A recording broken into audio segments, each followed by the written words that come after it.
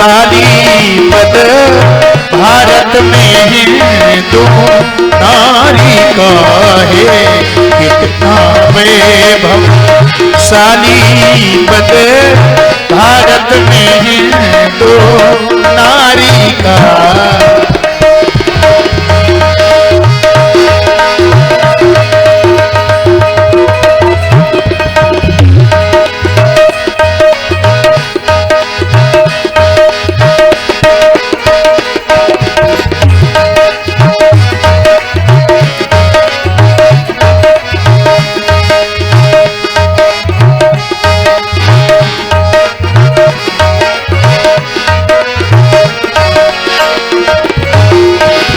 हमारे भारत की नारी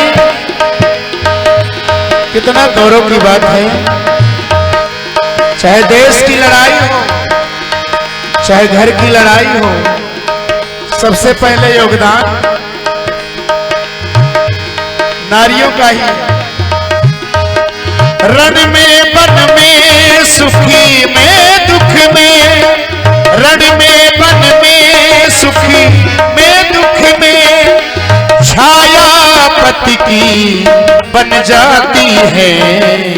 रण में वन में सुख में दुख में, छाया पति की बन जाती है। चाहे रण हो चाहे वन हो, पति के सुख दुख में नारी सम्मिलित होती है। और इतना ही नहीं, अपनी कोमली उंगली का रथ चक्के का कील बनाती है। आपको ये कथा जरूर पता होगी। कैकेयी जी महाराज दशरथ जी के साथ देवासुर संग्राम में गई और उन्होंने देखा कि रथ के पहिए की कील निकल गई है। पहिया कभी भी निकल सकता है। और ये है महाराज भारत की छत्राणियां। उन्होंने अपनी उंगली लगा दी, रक्त बहता रहा, उंगली कटती रही, लेकिन रथ को रुकने नहीं दिया।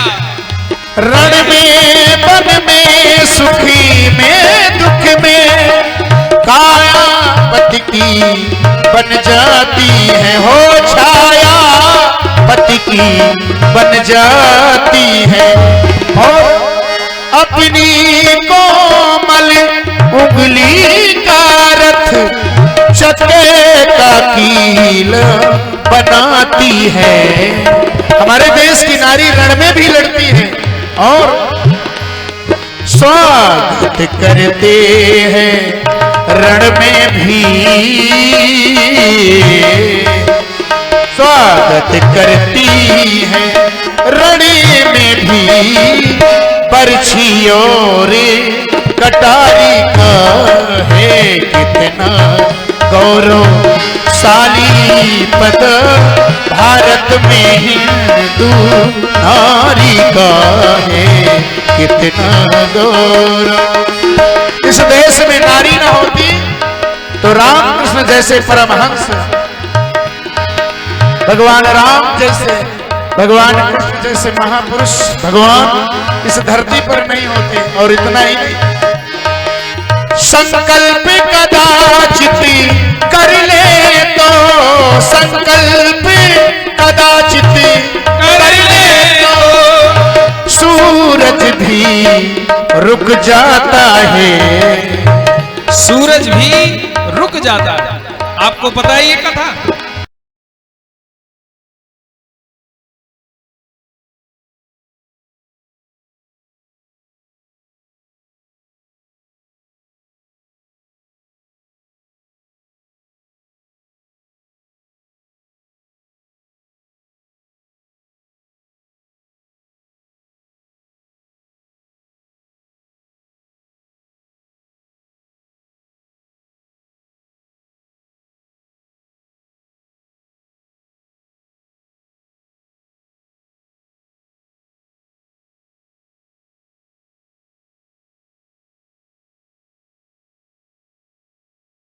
करती सूर रुक गए, 2 घड़ी तक रुके रहे। बाद में आए तो महाराज पांडु ने भोजन किया और जैसे भोजन किया एकदम रात हो गई। अरे बोले ये क्या हो गया? बोले महाराज मैंने छोटी बहन को कह दिया था खड़े होने के लिए और उसको देखकर सूर्य रुक गए। उनकी सौंदर्यता का, उनके सतीत्व का जब महिमा सुना महाराज पांडु ने, तो चूंकि श्राप था कि कभी आप स्पर्श नहीं करेंगे, नहीं तो आप मर जाएंगे, लेकिन फिर भी उस श्राप की परवाह नहीं की और उनका सौंदर्य का दर्शन किया। इसलिए जीवन में सतीत्व की कितनी महिमा है, सुने आप लोग। संकल्प कदाचित कर ले तो सूरज भी रुक जाता है।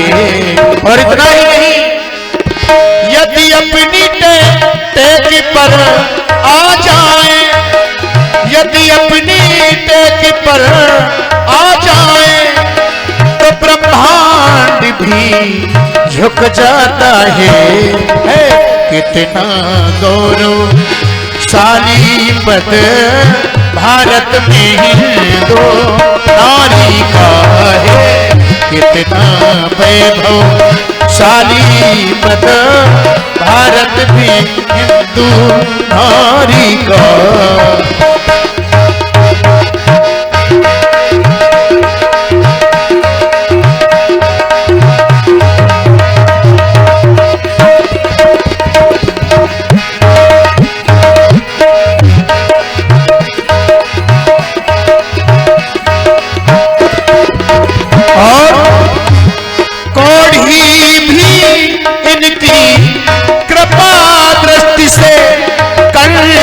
काया पाता है।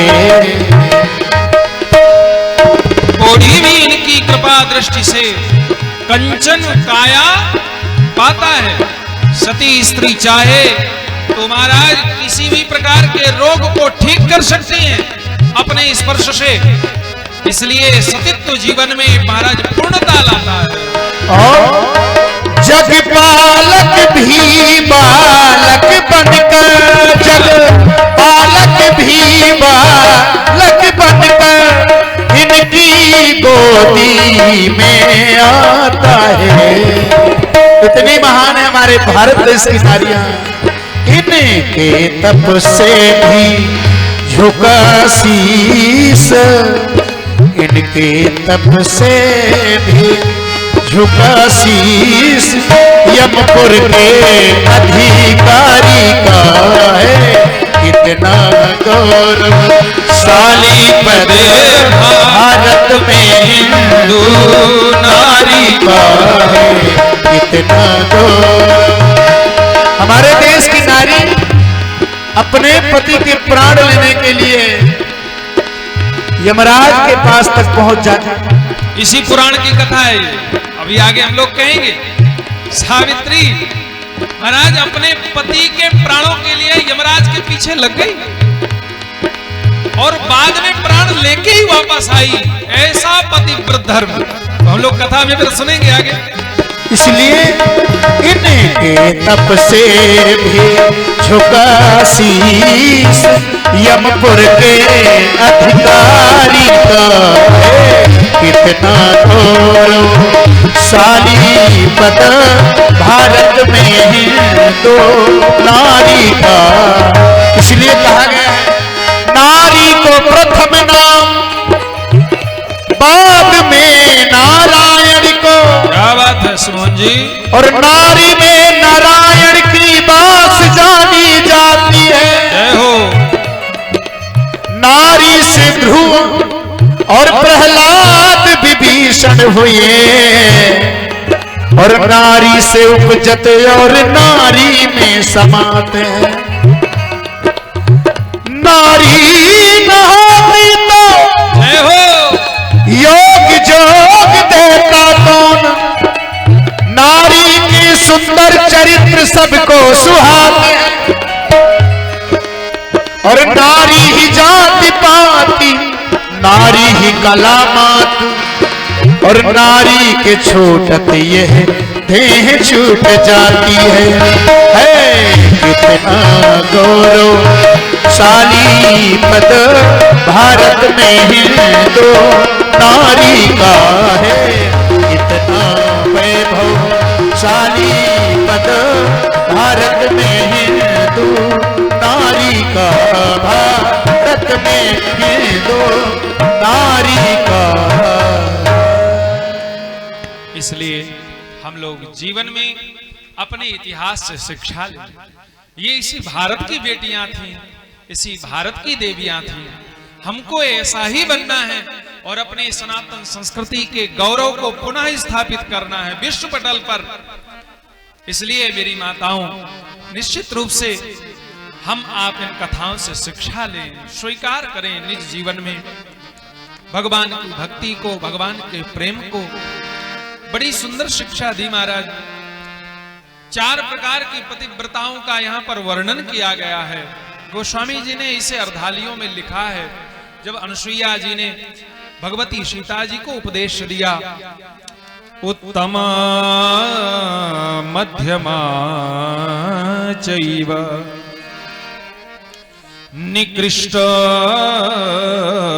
निकृष्टिका ब्रुवेतासां लक्षणानि सावधानतया शृणु। उत्तम, मध्यम, अधम, इनमें कौन कौन से लक्षण होते हैं ये यहां पर कहा गया है। पहला जो उत्तम पतिव्रता होती है उसके लिए कहा, स्वप्ने पियन मनो नित्यम स्वपतिम पश्यति ध्रुवम। स्वप्न में भी कभी परपति का दर्शन नहीं करती, चिंतन नहीं करती।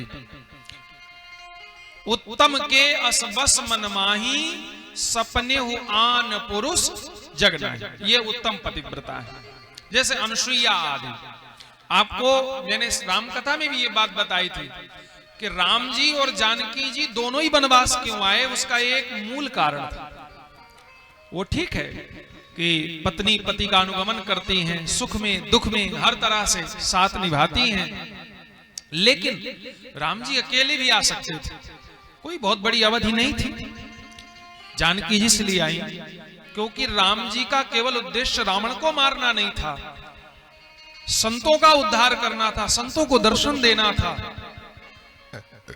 चलो संतों को दर्शन राम जी दे देते, लेकिन जो संत पत्नियां थी, अनुसुईया ऐसी सती थी कि महाराज भगवान भी यदि पुरुष के रूप में आए हैं तो वो कहती थी नहीं नहीं ये तो परपति हैं, मैं इनका दर्शन नहीं करूंगी। तो राम जी ने कहा जानकी तुम्हें तो चलना ही पड़ेगा, क्योंकि ब्रह्म तत्व की दृष्टि से राम जी में जानकी जी में कोई भेद नहीं है, राधा कृष्ण में कोई भेद नहीं है, शिव शक्ति में कोई भेद नहीं है। गोस्वामी जी ने वहां पर लिखा है, जब नाम वंदना की है, पहले ही दोहा है ये, बंदौ सीता राम पद गिरा अर्थ जल बीच सम कहियत भिन्न न भिन्न, बंदौ सीता राम पद तिन्हि परम प्रिय खिन। श्री सीताराम जी गिरा और उसका अर्थ, वाणी और उसका अर्थ, जल और उसकी तरंग जैसे दिखने में दो हैं, बस दिखने में दो हैं, बाकी एक ही तत्व हैं। ऐसे ही राधा कृष्ण, ऐसे ही शिव शक्ति, सब एक ही तत्व है महाराज। इसलिए जानकी जी आई और उस परम तत्व का अनुसुईया जी को दर्शन कराया, नहीं तो अनुसुईया जी की साधना तो अधूरी रह जाती। इसलिए यहां पर अनुसुईया जी सीता जी को उद्देश्य बनाकर और धर्म का उपदेश कर रही हैं और कहती हैं कि बेटी स्वप्न में भी कभी परपति का जो चिंतन ना करे वह हमारा जो उत्तम पतिव्रता कही जाती है। मध्यम जो द्वितीय नंबर में है, तो उनके लिए क्या लिखा है यहां पर, या पितृभ्रात श्रुतवत परम पश्यति सद्धिया। 3 रूपों में देखती है वो संसार में पुरुषों को। कौन कौन सा? जो पिता की उम्र के होते हैं उनको पिता के रूप में, जो पुत्र के उम्र के होते हैं उनको पुत्र के रूप में, और जो पति की उम्र में होते हैं उनको भाई के रूप में, है ना। मध्यम पर पति देखिए कैसे, भ्राता पिता पुत्र निज जैसे। 3 ही सिद्ध दर्शन है बस, तो ये द्वितीय नंबर में है, ये भी पतिव्रता है। और तृतीय नंबर में यहां पर लिखा है बुद्ध्वा स्वधर्मम मनसः व्यभिचारम करोति शः। हे देवी, उत्तम पतिव्रता नहीं हो, मध्यम भी नहीं हो तो भी कोई बात नहीं, लेकिन यदि हमारे मन में कभी विकारों का अतिरेक हुआ और मन की चंचलता को हमने धर्म का स्मरण करके संभाल लिया और धर्म के कारण यदि चित्त परमात्मा में लग गया और मन परमात्मा में लग गया तो भी वह पतिव्रता है, यदि उसने समय रहते अपने आप को संभाल लिया। लेकिन तृतीय नंबर में है, चतुर्थ नंबर में भी महाराज कहा कि वह भी पतिव्रता है। कौन? बिनु अवसर भयते रह जोई। कई बार मन की वाचालता, मन की चंचलता हमें विकल करती है, लेकिन अवसर नहीं प्राप्त होता। देखो, काम, क्रोध, लोभ, मोह का उद्वेग बहुत क्षणिक होता है, इस बात को ध्यान रखिएगा। जीवन में क्षण मात्र के लिए होता है, इसलिए यहां पर लिखा है, गोस्वामी जी ने बहुत सुंदर बात लिखी है कि यदि इस क्षणार्ध सुख के लिए, क्षणिक सुख के लिए कोई सती साध्वी स्त्री वाचाल हो जाती है तो निश्चित रूप से उसका बहुत बड़ा दुर्भाग्य होता है। सच्चा सुख, सच्चा प्रेम, सच्चा स्नेह तो परमात्मा से प्राप्त होता है। संसार में तो सच पूछिए तो सुख है ही नहीं महाराज, है ही नहीं। आप विचार करिए, ये शरीर, महाराज भागवत जी में लिखा है, अस्थि स्तंभम स्नायुबद्धम चर्मावर्द्रम पात्र मूत्र पुरीशयो। यह केवल ऊपर से सोने जैसा दिख रहा है, अंदर तो इसमें मल ही मल भरा हुआ है। अगर ये चमड़ा ना हो महाराज कोई इसकी ओर देखेगा नहीं। इसलिए इस सिद्धांत को समझिए, हमें जीवन क्यों मिला है? परमात्मा की प्राप्ति के लिए। हम जहां जैसे जिस स्थिति में जन्म लिए हैं, अनुकूलता है तो ये केवल कृपा है, और यदि पति अनुकूल नहीं है, पत्नी अनुकूल नहीं है, पुत्र अनुकूल नहीं है, तो मैं ये हमेशा कहता हूं कि ये डबल कृपा है महाराज, भगवान की बड़ी कृपा है। क्योंकि एक बात मुझे बताओ, पति बहुत स्नेह करने वाला है, पत्नी बहुत प्यार करने वाली है, बच्चे बहुत समर्पित हैं, तो तुम परिवार में फंसे रहोगे। और यदि ये तुम्हारे अनुकूल नहीं है तो तुम संसार से जल्दी छूट जाओगे, परिवार से जल्दी छूट जाओगे भैया। ये सिद्धांत है। इसलिए अनुकूलता को मत खोजो, जीवन की प्रतिकूलता को स्वीकार करो और परमात्मा के पथ पर अग्रसर हो जाओ, बस। इसलिए ये भगवान की बड़ी कृपा है। मेरा जो निज अनुभव है, जो मैंने जीवन में दर्शन किया, महाराज इस तरह सुंदर उपदेश दिया।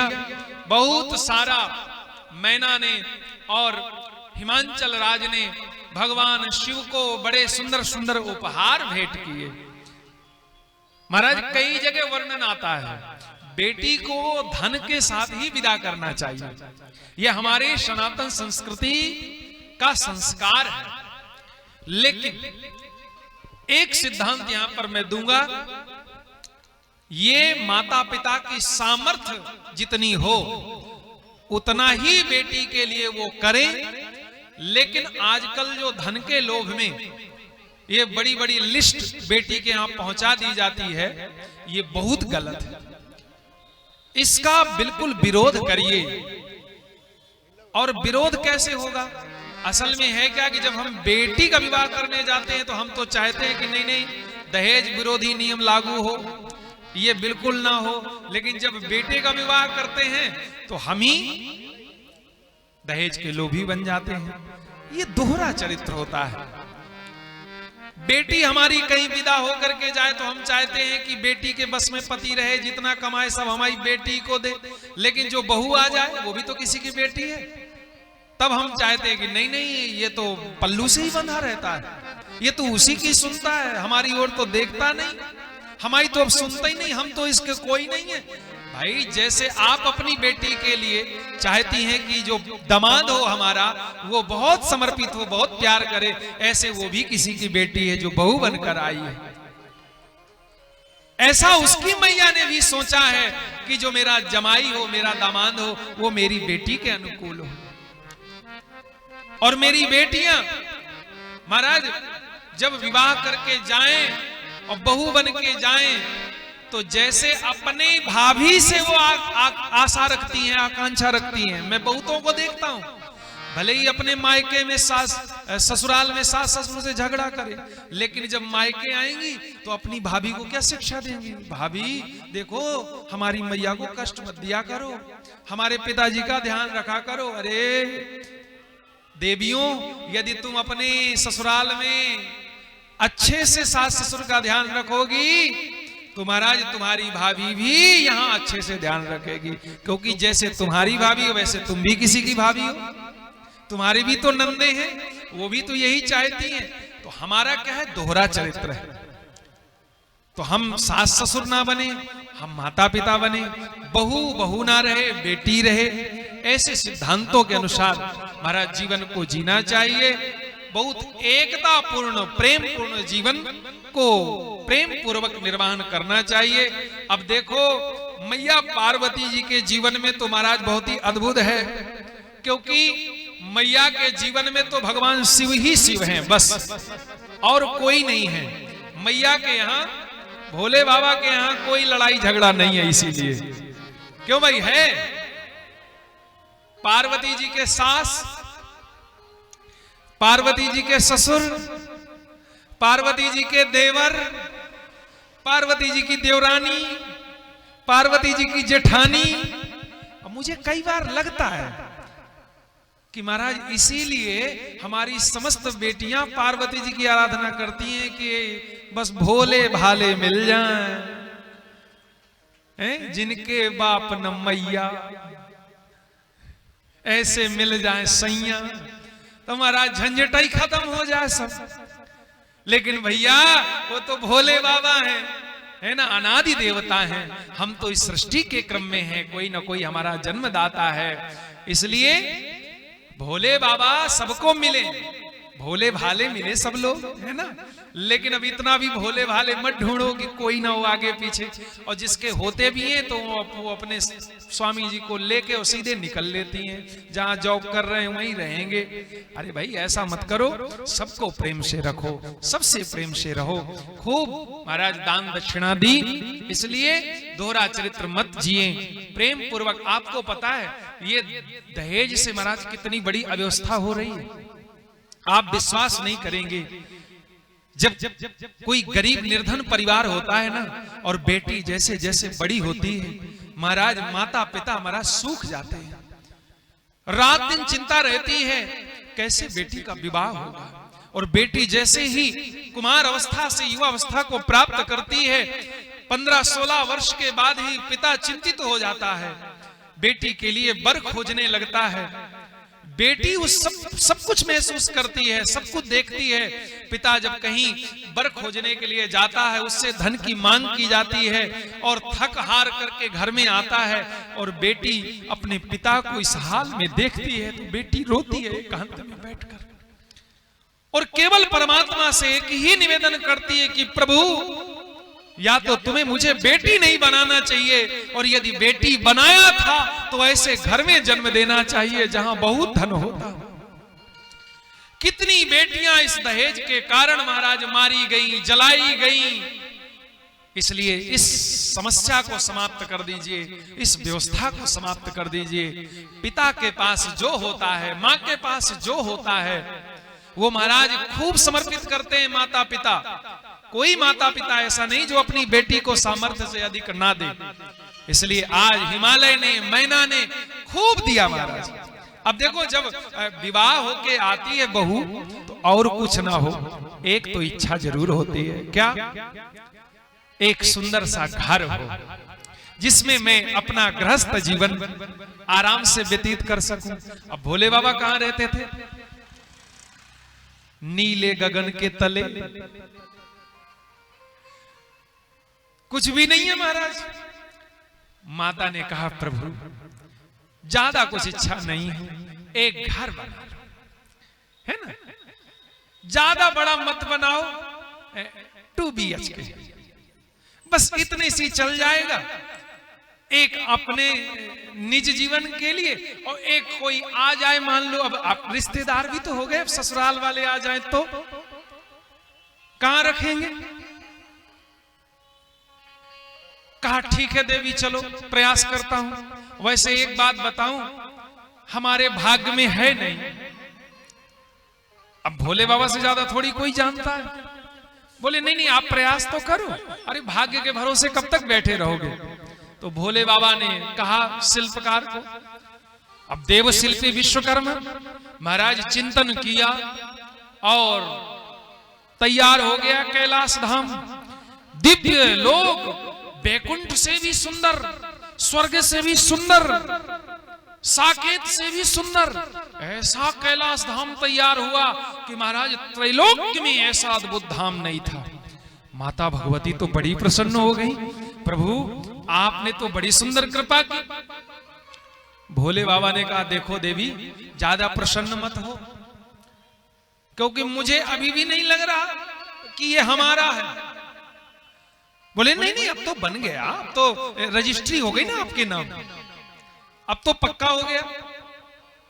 हाँ थोड़ा बहुत जो पूजा आदि करनी है तो वो करवा के वो गृह प्रवेश कर लेते हैं। पार्वती जी ने कहा कि किसको बुलाएं। शंकर जी ने कहा कि इस समय वर्तमान में जो हमारा चेला है ना रावण, उससे बड़ा विद्वान कोई भी नहीं है, उसी को बुला लेते हैं। और अपना चेला भी है, अपने पास देखो दान दक्षिणा भी नहीं है ज्यादा, तो जो दे देंगे सो ले लेगा, अपना चेला है, कोई समस्या नहीं है। पार्वती जी ने कहा हाँ महाराज ये तो बहुत बढ़िया है। अब रावण को बुलाया गया, महाराज है भी विद्वान, क्या कहना है। आया, बड़े विधि विधान से पूजन किया। लेकिन अब कहते हैं ना कि ब्राह्मण का धन संतोष है, हाँ सबसे बड़ा धन है, और संसार में सबका धन संतोष है। भगवान शंकराचार्य जी से शिष्यों ने प्रश्न किया कि महाराज इस संसार में सबसे बड़ा दरिद्र कौन है। को वा दरिद्रो, कौन है दरिद्र। तो स्वामी जी ने कहा ही विशाल तृष्णा, जिसकी विशाल तृष्णा है। आप बताओ, आप के पास जब घर नहीं था, किराए में रहते थे, तो आपको क्या लगता है बस 2 BHK बन जाए, ज्यादा नहीं चाहिए। लेकिन जब वो मिल जाता है तो संतुष्टि होती है, नहीं एक और हो जाए, और ये छोटा पड़ जाता है। मान लो हम कभी कोई कार्यक्रम करते हैं, बच्चे का देखो बर्थडे किया, पिछली बार इतने लोग आ गए, इतने रिश्तेदार आ गए, बगल वालों से हमको कमरा लेना पड़ा। नहीं नहीं ये ठीक नहीं है, अब 4 BHK, चलो वो भी बन गया। फिर भी इच्छा शांत नहीं हुई, कहीं आने जाने में बड़ी दिक्कत होती है, 5 सीटर तो आई जाए। अच्छा चलो 5 सीटर आ गई, भगवान ने कृपा करी। अब महाराज आप अपने 2 और अपने 2 4 हो गए, और फिर धीरे से परिवार बढ़ा, और कहीं जाना है, और मान लो कोई रिश्तेदार आ गया, साली आ गई, ससुर आ गए, सास आ गई, माता पिता आ गए, अब उनको कहां बिठावें। नहीं नहीं ये ठीक नहीं है, अब तो 7 सीटर होनी चाहिए। इच्छाओं का कोई अंत नहीं है महाराज, ये बढ़ती ही रहती हैं। इसलिए संतुष्ट रहिए, जहां पर है पूर्ण कृपा है, क्योंकि आप जहां पर हैं उससे ऊपर देख रहे हैं। आप जरा नीचे देखिए, जो आपको मिला है ना, तमाम लोगों को तो वो भी नहीं मिला। विचार करिए महाराज, आपके पास तो इतनी सामर्थ्य है कि आप 1-2 कमरे आपके हैं। कितने लोग जीवन में जन्म लेते हैं और मर जाते हैं, महाराज टाट फट्टी में ही जीवन व्यतीत हो जाता है। इसलिए भगवान भोलेनाथ ने कहा कि देवी ज्यादा प्रसन्न मत हो। बुलाया रावण को, रावण ने महाराज बड़ी सुंदर पूजा की, लेकिन रावण का जो जीवन था वो संतोषी नहीं था, इसके जीवन में संतुष्टि नहीं थी। मंदोदरी जैसी सती पत्नी होने के बाद भी रावण ने एक अधर्म कर दिया और भारतीय संस्कृति में जिस कार्य को सबसे गलत बताया गया वही कार्य कर दिया महाराज। शुभ गति लहाए कि परतीय गामी, पुरुष के लिए कहा गया है कि पुरुष कुछ भी कर ले, यदि उसने परतीय गमन किया है तो कभी उसका उद्धार नहीं हो सकता। और रावण ने सबसे बड़ी गलती कर दी महाराज। इतना विद्वान, इतना बड़ा आचार्य होने के बाद भी तृष्णा थी, लालसा थी। आप विचार करिएगा, मैं कई बार ये चिंतन देता हूं कि यदि आपके सौंदर्य पर कोई मोहित हुआ है तो वो बहुत दिन तक नहीं रहेगा, क्योंकि जब आपसे सुंदर कोई उसे मिल जाएगा तो वो वहां चला जाएगा, क्योंकि उसे आपसे प्रेम नहीं था, उसे आपके रूप से प्रेम है। ये क्षणिक होता है। जहां पर तृष्णा है, जहां पर काम है, जहां पर इच्छाएं हैं, वहां पर प्रेम स्थिर नहीं रहता। रावण के अंदर लोभ था, मन में आ गया भाव कि मेरी लंका तो इसके सामने कुछ भी नहीं है, जबकि सोने की थी महाराज, सोने की लंका। अब रावण ने कहा कि महाराज बहुत अच्छा भवन है, बड़ी प्रशंसा की।